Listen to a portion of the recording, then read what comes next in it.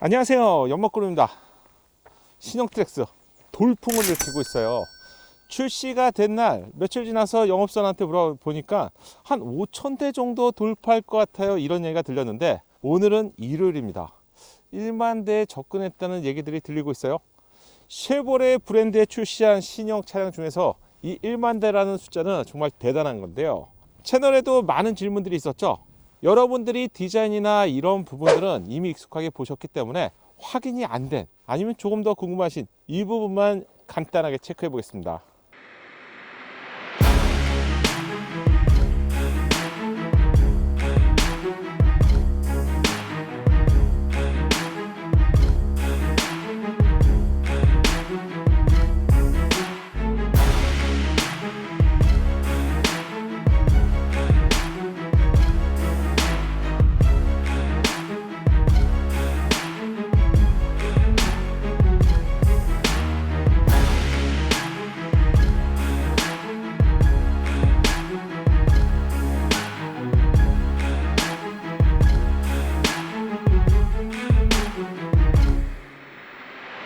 우선 디자인의 경우 RS 트림의 매기 수염 같은 디자인이 한 종류가 있고요. 액티브 트림의 경우는 이 매기 수염이 빠진 디자인인데, 이 매기 수염이 국내에서는 그동안 많이 봤던 디자인이라서 그런지 이번에 반응들을 보면 액티브 트림의 디자인을 좀 더 선호하는 것 같습니다. 전면부는 공격적인 디자인을 보여주고 있고요. 이렇게 쳐다보고 있으면 야, 이게 소형차의 디자인이야? 기존의 트랙스가 전혀 생각나지 않는 정말 공격적인 디자인으로 탄생했습니다. 측면부의 디자인은 마치 쿠평처럼 쫙 미끈하게 빠졌습니다. 좀 낮은 루프를 볼 수가 있고요. 공격적인 느낌의 휠을 볼 수 있습니다. 지금 RS 트림에는 컨티넨탈 타이어가 들어가 있고요. 이 타이어는 245, 45, R19인치로 이 판평비에 있어서 아무래도 지름이 낮기 때문에 승차감에선 조금 불리한 타이어예요. 멋지지만 저는 결론부터 알려드리면 액티브 트림의 18인치 휠이 좀 더 패밀리 성향이라면 맞지 않을까 생각하고요. 이 부분은 영상에서 알려드리겠지만 도시명이냐 아니면 고속도로를 좀 더 즐기느냐, 이 부분을 판단하셔서 여러분이 선택하시면 될 것 같아요. 측면부 제가 한번 서볼게요. 얼마나 넓은지. 자, 제가 두 팔을 벌렸어요. 어떻습니까? 정말 넓죠? 이게 지금 소형 트랙스라니, 구형 스포티지, 구형 투싼만화 차량으로 탄생한 차량이 바로 신형 트랙스입니다.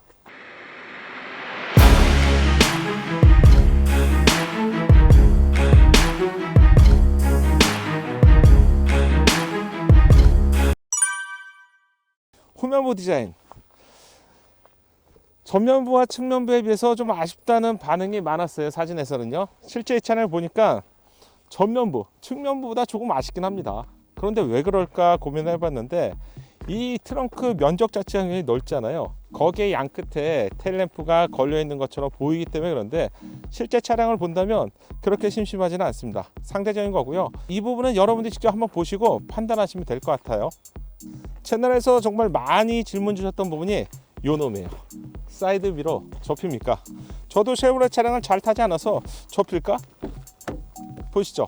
도어 트림 쪽을 보시면 이렇게 버튼이 있는데, 사이드 미러를 접는 버튼은 이 안쪽 밑에 있습니다. 화살표 기준으로 아래쪽 오른쪽에 있는데요. 자, 보세요. 버튼을 눌러 볼게요. 열어 볼게요. 이렇게 전동식으로 여러분이 만약에 좁은 골목길을 다닐 때는 접었다 펼쳤다 하는 기능들이 제공됩니다. 접었을 때는 안쪽에서 보면 이 정도예요. 완전히 달라붙을 정도까지는 아니고요. 이 정도의 유격을 두고 접히는 기능이 제공됩니다. 많은 분들이 궁금해하셨던 부분이 접히는 거, 그래 알겠어. 그런데 접히는 것도 내가 골목길을 빠져나갈 때 접히는 것과 차량을 운행을 종료할 때 접히는 락 폴딩 기능이 궁금하셨는데요. 아쉽게도 락 폴딩 기능은 제공하지 않습니다. 자, 시연을 한번 해보죠. 운행을 끝나고 락 버튼을 눌렀을 때 소리가 나죠? 딸깍 소리가. 여기서도 표시가 돼요. 잠기는데 이 락 폴딩이 되는 기능 자체는 제공되지 않습니다. 이 기능은 여러분들이 필요하시면 아마 쉐보레 차량에서는 이런 릴리즈죠. 릴리즈를 이용해서 닫는 기능들을 애프터마켓을 통해서 하실 수 있기 때문에 충분히 이용이 가능하다, 이 정도로 알려드릴게요. 그리고 전동 트렁크 보여드릴게요. 전동 트렁크의 기능도 역시 요 세 번째 버튼을 통해서 구현이 가능합니다. X자 두 개가 써 있죠. 두 번을 땅땅 열리고요. 기본적으로는 이렇게 열리는데 지금 보시면 제 키 정도죠. 4분의 3을 열었을 때 요 정도입니다. 그럼 버튼 한번 바꿔볼게요. 이번엔 최대로 한번 열어볼게요. 아까보다 제 키가 비슷했었는데 제 키보다 높아졌죠. 이 정도. 그러니까 남성분들은 이 정도라도 팔을 뻗으면 쉽게 달 수 있는데 여성분들은 아무래도 4분의 3 높이, 그 높이에서 이용하신다면 좋을 것 같아요. 닫을 때도 역시 이 버튼을 두 번 누르면 닫힙니다. 이야, 이게 신형 트랙스입니다. 정말로 좋아졌죠. 이 두 가지 부분을 가장 많이 물어보셔서 보여드렸고요. 실내도 많이 물어보신 부분을 중점으로 지금부터 보시죠. 실내입니다. 실내는 8인치 계기판을 좀 자세히 보여달라고 해서 보여드리고 있는데요. 8인치 계기판은 산뜻한 디자인으로 기존 쉐보레 차량과 비교해보면 꽤 괜찮죠. 거의 공통적으로 이런 디자인들이 적용되고요. 8인치 계기판과 11인치 계기판을 볼 수 있습니다. 이 11인치 계기판은 소형급을 고려했을 때 정말 큰 사이즈잖아요. 그런데 좀 아쉬운 점이 있었어요. UI나 UX 이런 부분들은 괜찮고요. 폰트도 뭐 취향에 따라서 좀 달라질 수 있지만 지금 보시면 이 음악 표시처럼 보이는 여기의 메뉴 5개하고 요 위의 메뉴는 사실상 스킨 디자인입니다. 11인치의 커다란 화면을 갖고 있지만 실제 변화하는 영역은 요 안에 노란색 안에 테두리인데, 자, 왜 아쉬운지 제가 먼저 보여드릴게요. 전체 11인치 화면 중에서 지도를 쓸 수 있는 화면은 요 부분이 죽었죠. 그리고 요 부분이 죽었습니다. 이 화면이 위에서는 약 한 1cm가 넘고 한 2cm가 좀 안 되는 한 1.5cm 정도, 그리고 옆에서는 한 3cm, 거의 한 3cm, 그러니까 여기 이 영역에 거의 한 3cm와 1cm, 1.5cm 정도를 기본으로 이 스킨 디자인이 가지고 있어요. 이러다 보니까 어떤 현상이 있냐면 화면이 분명히 11인치인데 왜 이렇게 작아 보이지? 이런 느낌이 있었고, 제가 후진 한번 넣어볼게요. 후진을 넣으면 이렇게 카메라가 바뀌잖아요. 근데 카메라가 바뀌었을 때 화면이 예상보다 안 큰데 이유가 있습니다. 지금 밑에 사다리처럼 보이는 이 영역이 아까 보여줬던 영역과 거의 비슷한데요. 한 1.5cm를 가지고 먹고 있고요. 그리고 차지하고 있고, 이쪽에서도 역시 한 이렇게 1cm, 2cm, 거의 3.5cm, 그리고 여기서도 측면에서도 3cm 이상을 차지하고 있다 보니까 여기 3cm 이상, 여기 3cm 이상만 해도 벌써 6cm예요. 이 영역들이 풀 스크린으로 제공되지 않는다는 점에서 좀 아쉬웠어요. 주간 상황인데 이 카메라가 좀 밝은 렌즈가 아닌 건지 아니면 센서가 그런 건지 모르겠는데 카메라를 잘 보시면 노이즈 영역이 있어요. 그리고 아쉽게도 야간에서는 이 노이즈가 좀 많이 심해집니다. 그래서 이거는 뭐 소형급 차량의 어떤 단점이다 이렇게도 볼 수는 있겠지만 국내 제조사가 워낙 이런 경쟁력들이 잘해주고 있기 때문에 조금 아쉬움이 있을 것 같아요. 11인치 인포테인먼트 좀 자세히 보여주세요 이렇게 요청을 하셔서 이거 한번 보여드릴게요. 안드로이드 오토가 연결된 상태예요. 연결은 기가 막히게 무선 방식입니다. 너무 편리하고요. 연결도 자동으로 되기 때문에 안드로이드 오토 또는 애플 카플레이를 자주 이용하시게 될 것 같고요. 이 음악과 같은 표시의 화면은 이런 기능이고요. 음악, FM, AM 기기 추가할 수 있는 블루투스 같은 기기를 추가해서 넣을 수 있습니다. 그런데 여러분, 이 메뉴에서는 내비가 안 보이죠. 디스플레이를 제공하고요. 무선 커넥티드 서비스를 제공하지만 내장 내비는 제공하지 않습니다. 그러니까 여러분들이 티맵이나 카카오맵이나 여러분들이 어제 자주 사용하는 그런 맵을 이용해서 이 화면을 이용하셔야 돼요. 두 번째는 이제 휴대폰과 관련된 기능으로 뭐 통화나 연락처들, 키패드, 휴대폰 이런 메뉴들이 이쪽에서 제공합니다. 세 번째, TC는 TCS 트랙션 모드와 ESC 자세 제어 기능들을 하나만 끌 수도 있고요. 선택적으로 끌 수도 있고 모두 끌 수도 있고 모두 켤 수도 있습니다. 그리고 차량 관리 기능인데요. 지금 트립을 보면 트립 1, 트립 2 있는데 제가 트립 1으로 해서 좀 과격하게 주행했을 때 연비는 대략 9.4km가 나왔고요. 그리고 트립2에서는 11.9가 나왔는데, 이전에 제가 차량을 처음 받았을 때 이전에 아마 기자 시승단으로 썼을 것 같은데 12km를 보여줬기 때문에 실제 주행에서는 12km 이상은 좀 무난하게 나오지 않을까 예상되고요. 마지막 메뉴는 이런 기능들이 있어요. 안드로이드 오토와 관련된 기능 보셨었죠? 그래서 이 기능은 UI에 따라서 굉장히 편리할 수도 있고요. 지금 팀맵을 이렇게 누르게 되면 두 개로 나눠요. 그래서 저는 아쉬웠던 게 21인치 화면을 채웠다면 정말로 이게 시원시원하게 보였을 것 같은데, 이 메뉴들이 이런 화면에서는 사라지던가 다른 방식으로 펼쳐지는 메뉴라면 더 좋았을 것 같은데, 이 메뉴를 고정했는데 이 메뉴가 차지하는 화면의 영역이 너무 커서 좀 아쉽다고 느껴졌습니다.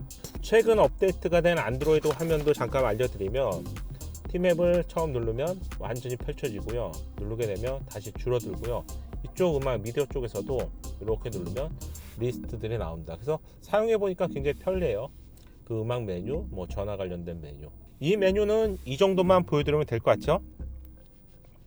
계기판 화면은 이것만 제공되느냐? 그건 아니고요. 요게 화면들은 지금 보시면 차량 인포테인먼트 쪽에 차량 쪽, 내가 여기서 만약에 트림 정보 또는 연비 정보 어느 걸 저쪽에 표시하겠다 그러면 연비부터 한번 눌러볼게요.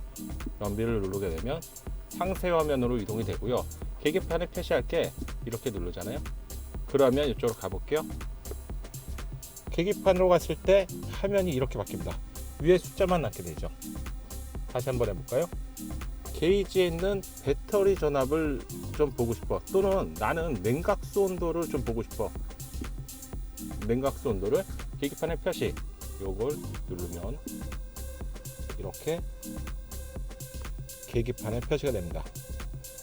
처음에 이렇게 표시가 됐고 또 한참 운행하다가 이걸 없애면 어떻게 없애야 되지? 한참 찾았어요, 이 메뉴들을. 아니, 저 디스플레이에서 없애는 메뉴들이 분명히 있을 것 같은데, 이 메뉴는 다시 내가 정했던 그 곳으로 다시 돌아가세요. 저는 게이지에서 냉각수 온도였죠. 냉각수 온도에서 계기판에서 삭제, 이렇게 하면 다시 돌아옵니다. 좀 투박해 보기도 하고요. 또 한편으로 직관적이라고 하면 또 직관적이겠죠. 이런 메뉴들은 약간 국내의 차량들과는 좀 차이가 있었고요. 그리고 아래 스트림에서 요거 좀 자세히 보여달라고 해서 제가 고화질로 보여드릴 건데요. 이 색상은 강렬한 레드 색상인데 좀 다크한 느낌이에요. 그래서 좀 촌스럽지 않고요. 적당한 느낌이고요. RS 레터링과 함께 대시보드 위를 지나가는 포인트 디자인을 볼 수 있습니다. 그리고 실내에서 조금 다른 내장재가 바로 이 부분인데요. 이 부분을 보면 삼각형 패턴들이 오돌토돌한 디자인으로 되어 있고요. 좀 고급스러운 느낌까지 받을 수 있네요. 스티어링 휠은 타지감이 굉장히 좋습니다. 펀칭으로 되어 있고요. 이렇게 손이 걸리게 되어 있죠. 그래서 운전하기 딱 편하고요. 좀 두텁은 걸 선호하시는 분들한테는 조금 얇을 것 같아요. 여성들한테는 파장감이 딱 좋은 사이즈인데, 이 기능은 소형급 차량이지만 위와 아래로 움직이는 기능, 위와 아래, 그리고 앞뒤로 움직이는 텔레스코피, 범위가 보이시나요? 범위가 꽤 되기 때문에 키가 크신 분들도 시트와 함께 조종하신다면 뭐 어지간해서는 190 미만 분들은 아주 충분하게 이용하실 수 있을 것 같아요. 불편함이 없습니다. 그리고 굉장히 독특한 게 하나 있죠. 보통 국내 차량들은 이 위쪽에 버튼들이 제공되고 있는데, 쉐보레 차량은요, 요 뒤로 한번 봐주시겠어요? 버튼이 있습니다. 반대쪽에도 역시 있는데요, 이쪽의 버튼들은 볼륨업, 볼륨 다운입니다. 의외로 편해요. 보통 앞에서 적용하다 보니까 이 안에 모든 걸 넣어야 되잖아요. 근데 뒤에서 적용되다 보니까 스티어링 휠을 잡은 상태에서 자연스럽게 볼륨을 조절할 수 있고요.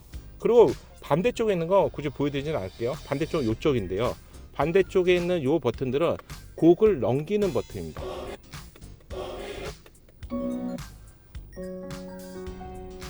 그래서 볼륨을 조절을 하다가 내가 볼륨 완전히 끄고 싶다 그러면 자연스럽게 팔을 뻗어서 중앙에 있는 원형 다이얼을 콕 누르면 완전히 음을 소구할 수 있습니다. 공조기도 보여드릴게요. 스마트 시동키는 이쪽에 있고요. 고급형 공조기인데요. 이 고급형에서는 에어컨을 켜고 꺼고 오토 작은 LCD 창을 제공합니다. 그리고 풍량은 여기 보시면 이 작은 창에서 이렇게 보여져요. 보이시죠? 최대로 했을 때, 최소로 했을 때. 그래서 이렇게 작은 창이 제공된다는 점은 좀 직관적으로 바로바로 빠르게 조작할 수 있기 때문에 이거 좋다고 볼 수 있고요. 스티어링 휠을 따뜻하게 하는 기능은 이쪽에 있습니다. 그리고 풍량 방향들을 이쪽 메뉴를 통해서 바로바로 빠르게 확인할 수 있고요. 통풍 시트, 온열 시트, 운전자 쪽, 그리고 동승자를 위한 통풍과 온열 시트 메뉴를 제공합니다. 이 정도면 뭐 충분하죠. 그리고 쉐보레 차량에서 처음 보는 오토홀드입니다. 처음에 이렇게 기아가 P단계로 들어갔을 때는 안 보여서 이거 어떻게 작동해 이렇게 생각했는데 실제로 운행을 하게 되면 이렇게 되죠. 중립 드라이브 모드. 이 상태에서 자연스럽게 운전자의 시야에 꽂힙니다. 자연스럽게 누르면 오토홀드가 되고요. 이 오토홀드의 질감은 굉장히 좋았어요. 오토홀드가 지금 안 켜졌죠. 왜 안 켜졌냐면 안전벨트를 맺지 않으면 오토홀드가 안 켜지고요. 제가 안전벨트 한번 매볼게요. 안전벨트를 이렇게 착용했을 때 오토홀드를 누르면 이렇게 표시가 됩니다. 지금 쉐보레 차량은 중앙을 인식해서 가는 기능이 아니고요. 차선을 보고 차선을 벗어날 때 안쪽으로 밀어주는 기능이기 때문에 국내 동급 차량보다는 이 기능에서는 그래도 조금 떨어지는 편이에요.